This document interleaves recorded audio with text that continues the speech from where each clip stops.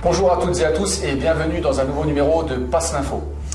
Bonjour à tous. Cette semaine, dans l'actualité nationale, nous parlerons de la visite officielle du président syrien Bachar al-Assad à Paris. On enchaînera avec les projets de la droite française. Dans l'actualité internationale, nous parlerons d'un attentat qui a eu lieu en Iran. Et nous continuerons par des exercices militaires entre les deux Corées. Et après quelques brèves, le saviez-vous sera sur l'infiltration sioniste à l'ONU. Actualité nationale, visite officielle du président syrien Bachar el-Assad à Paris.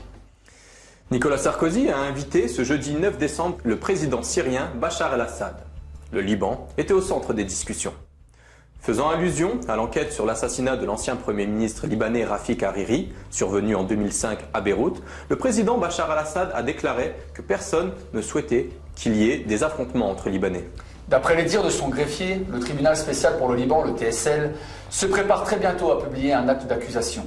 Après avoir cherché au début à pointer du doigt la Syrie, le TSL pourrait s'apprêter à accuser faussement le Hezbollah, alors que de nombreuses pièces impliquant Israël et ses services secrets ont été délibérément écartées. Une accusation contre le Hezbollah pourrait causer une grave déstabilisation du Liban avec des violences interconfessionnelles et l'effondrement du gouvernement d'union nationale.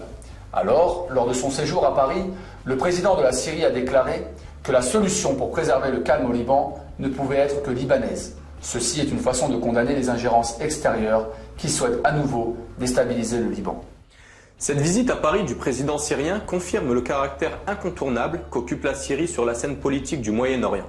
La place prise par la Syrie confirme également que face au sionisme et à ses manœuvres, seule une politique de fermeté et de résistance est payante à moyen et long terme. Et passons maintenant à ce que nous prépare la droite en France.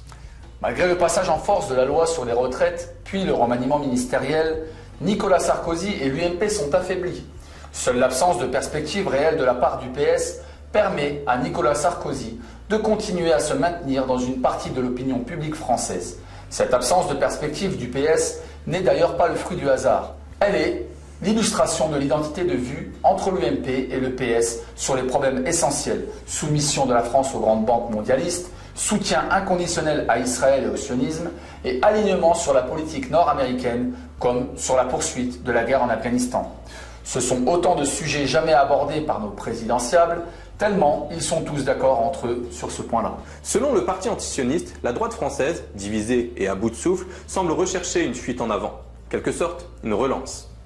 Après l'échec du débat sur l'identité nationale, qui avait pour but de stigmatiser la communauté musulmane, on voit que l'insécurité et les banlieues ont pris la relève dans la préparation psychologique de l'opinion. On se demande si le pouvoir ne souhaite pas la réédition des émeutes de 2005. Et cette fois-ci, l'idée est d'aller jusqu'à l'épreuve de force. Après Sarkozy qui ne cède pas sur les retraites, on pourrait alors avoir un Sarkozy qui sait faire face à l'émeute. Un super-héros. Actualité internationale. Il y a eu apparemment des attentats en Iran cette semaine.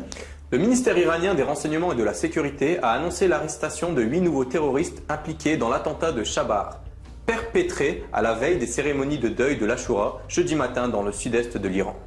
Selon une source du ministère des services de renseignement et de la sécurité de l'Iran, c'est jeudi matin que les forces de sécurité iraniennes ont arrêté ces 8 nouveaux terroristes. À la lumière des aveux obtenus, il semble que cette opération a été dirigée par des services étrangers, tout comme les meurtres des scientifiques iraniens. L'objectif étant de créer un climat d'insécurité et d'empêcher l'essor dans la grande région économique du sud-est du pays.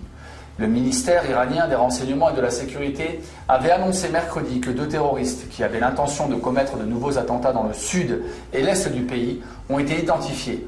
L'un des 2 a été tué, tandis que l'autre a été arrêté au moment où il s'apprêtait à quitter le pays. À retenir, l'attentat a été condamné par les puissances occidentales, l'ONU et des pays arabes.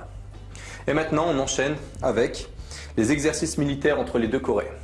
La Corée du Nord a menacé vendredi de riposter si la Corée du Sud mène, à l'aide des États-Unis, comme elle l'a annoncé, des exercices d'artillerie à tir réel sur une île du Sud bombardée fin novembre par le Nord.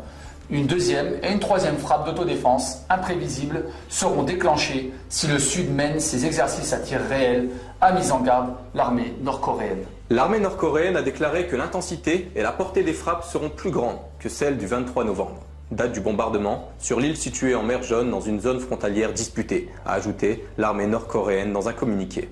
L'armée sud-coréenne a annoncé jeudi qu'elle allait mener entre samedi et mardi, en fonction notamment des conditions météorologiques, des exercices d'artillerie à tir réel sur l'île de Yeonpyeong et ainsi ne pas prendre en compte les menaces verbales de son voisin.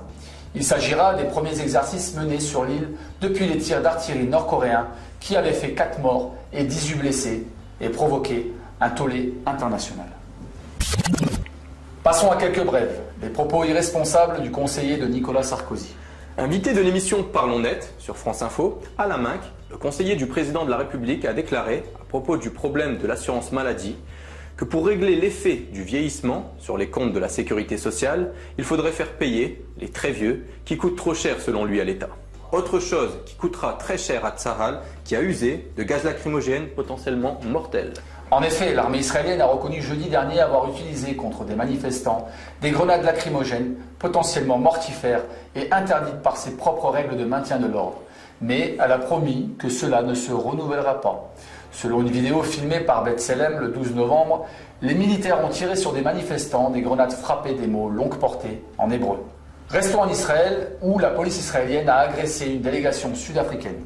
Le Congrès des syndicats d'Afrique du Sud, COSATU, déclare qu'une délégation sud-africaine en Palestine, conduite par Ribon Mouchali, responsable des relations internationales de l'ANC, le parti de Nelson Mandela, a été agressée par la police israélienne vendredi 10 décembre 2010 à Ramallah. Le saviez-vous? Infiltration sioniste à l'ONU. Le Conseil de sécurité de l'ONU a créé, après le 11 septembre 2001, un comité antiterrorisme. Actuellement, le sous-directeur est un Israélien, le Dr Howard Stauffer, qui est accompagné d'un de ses compatriotes comme conseiller juridique, le Dr Sharia. L'ONU n'a jamais pu définir précisément ce qu'était le terrorisme, chaque pays membre ayant souvent une définition toute personnelle de celle-ci. Pourtant, toute une série de résolutions du Conseil de sécurité